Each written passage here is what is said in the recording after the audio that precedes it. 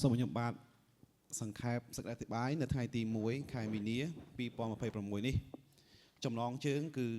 ការកើតជាថ្មីម្ដងទៀតចំណុចនៃការអធិប្បាយគឺមាន4ចំណុចទី1ការស្រេកឃ្លាននៃដួងចិត្ត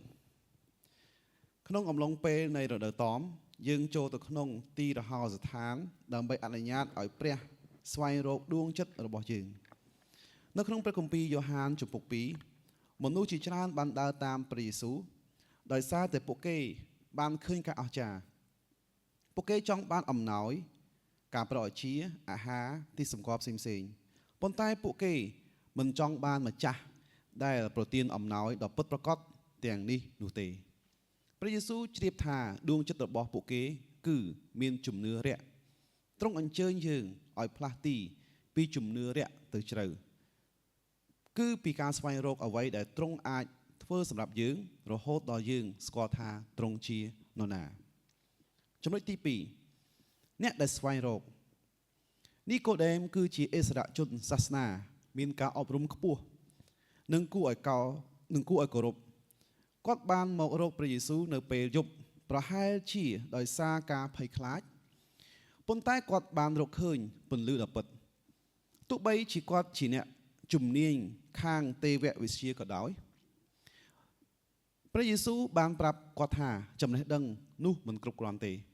គាត់មិនត្រូវការទស្សនវិជ្ជាថ្មីនោះទេគាត់ត្រូវការជីវិតថ្មីគាត់ត្រូវការកើតជាថ្មីការជួបព្រះយេស៊ូវនេះ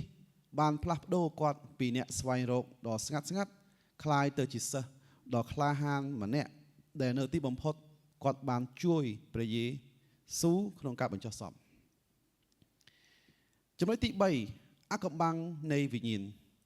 ការកើតជាថ្មីជារឿយត្រូវបានបង្រៀនយើងនៅរូបមន្តដ៏សាមញ្ញឬអំពីការអធិដ្ឋានមួយទោះជាយ៉ាងណាក៏ដោយវាគឺជាដំណើរដ៏វែងឆ្ងាយនៃការភ្ញាក់រលឹកពេញមួយជីវិតព្រះយេស៊ូវប្រៀបធៀបព្រះវិញ្ញាណបរិសុទ្ធទៅនឹងខ្យល់យើងមិនអាចគ្រប់គ្រងវាឬមើលថាវាមកពីទីណាទេប៉ុន្តែយើងអាចមើលឃើញពីឥទ្ធិពលរបស់វាជីវិតកើតជាថ្មីគឺដូចជាទារកដែលស្ថិតនៅលើទ្រូងរបស់ឪពុកវាជាការពឹងផ្អែកទាំងស្រុងទៅលើព្រះមិនមែនការខិតខំប្រឹងប្រែងរបស់មនុស្សឡើយរឿងរបស់ចែកនៅខេត្តកំពតបង្ហាញយើងច្បាស់អំពីខ្យល់តាមរយៈរឿងបន្តបន្ទាប់នៃភាពចៃដន្យនៃការអស្ចារ្យដែលពាក់ព័ន្ធនឹងសិភៅដែលគាត់ខ្ចីនិងការជួបគ្នាដោយចៃដន្យ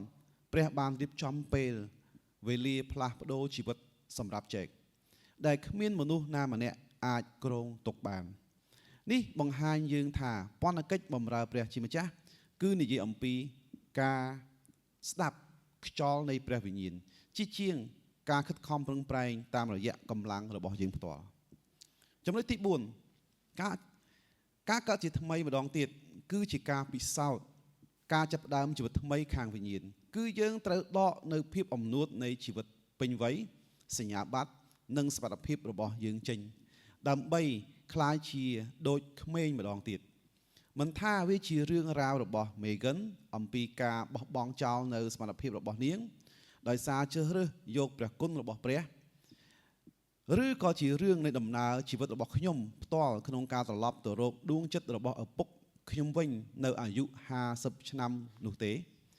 សារនៃព្រះបន្ទូលគឺដូចគ្នាព្រះគុណមិនមែនគ្រាន់តែជាប្រេងឥន្ធនៈ